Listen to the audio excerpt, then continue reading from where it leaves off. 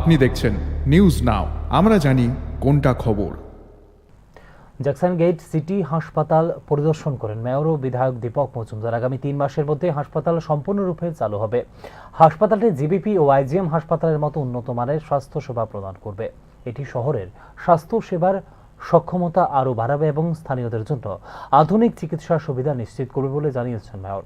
হাসপাতালের প্রথম 1 বছর চিকিৎসক ডেপুটেশনে পাঠাবে স্বাস্থ্য দপ্তর। এরপর সেখানে চিকিৎসক নিয়োগ করবে আগরতলা পৌর নিগম বলে জানিয়েছেন মেয়র।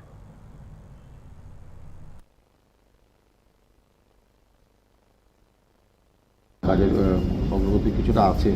আমি বলবো যে আগামী 3 মাসের মধ্যে আমরা জনসাধারণের কাছে তুলে দিতে পারবো ব্যবহারের জন্য হসপিটালটা। মূলত আগরতলা শহরে দুটি মেইন যে হসপিটাল জিএমসি এবং টিএমসি হসপিটালের লোক কমানোর জন্যই মূলত এটা করা হয়েছে। আমাদের আগরতলা পৌর নিগম এলাকার এই বিভিন্ন ওয়ার্ড থেকে যারা পেশেন্টরা আসেন বিভিন্ন হসপিটালে যান, জিবি হসপিটাল বা জিএমসিতে, তারা যাতে এখানেই সুযোগ পান স্বাস্থ্য পরিষেবা গ্রহণ করার। তো সেই দিকে লক্ষ্য রেখে আমাদের রাজ্য সরকার, বিশেষ করে রাজ্যের মাননীয় মুখ্যমন্ত্রী প্রফেসর ডক্টর মানুষের বিশেষ আগ্রহ এবং উদ্যোগ আমি বলবো এটা। এবং আমি কিরণদীপ সাহেবকে ধন্যবাদ জানাই, ওনারাও বিশেষভাবে গুরুত্ব দিয়ে এই জিনিসটা দেখছেন।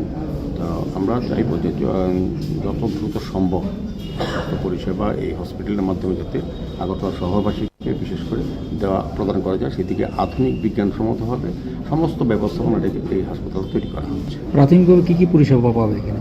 সবটাই একটা হসপিটালে যা যা পাওয়া যায়, 50 বেডের হসপিটালটা, তো এটার মধ্যে ওপিটি থাকবে, মাইনর ওটি, তারপর সমস্ত ব্যবস্থাপনা, সমস্ত বিষয় থাকবে। এগুলো যে হসপিটালগুলি, যে একটা রোগী যা যা প্রয়োজনীয়, যে হসপিটালে গেলে যা যা তার প্রয়োজনের জন্য যায়, সেই সমস্ত ব্যবস্থাপনা আমরা